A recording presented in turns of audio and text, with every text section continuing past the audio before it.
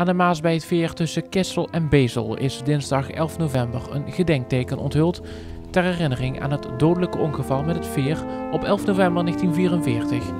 Hierbij kwamen 7 inwoners uit Belveld en 6 Duitse soldaten om. Deze ramp heeft destijds veel losgemaakt onder de bevolking aan weerszijden van de Maas.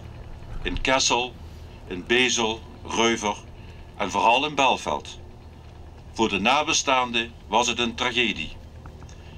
Diepe wonden die in sommige families werden geslagen, groeiden maar moeilijk dicht. De littekens zijn gebleven.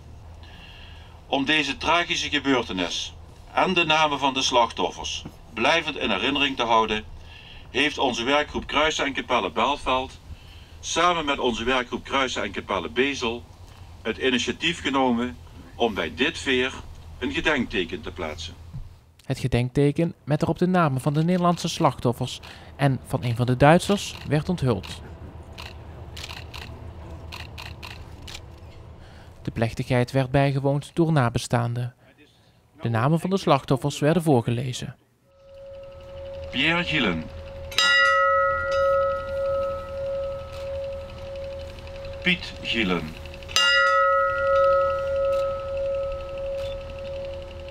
Frits Linssen,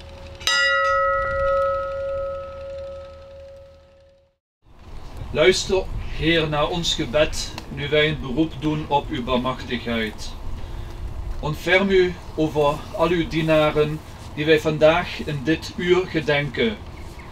Sta de nabestaanden bij met uw troost en uw vreugde. Wij hopen dat door dit gedenkteken de slachtoffers niet worden vergeten tot in lengte van dagen.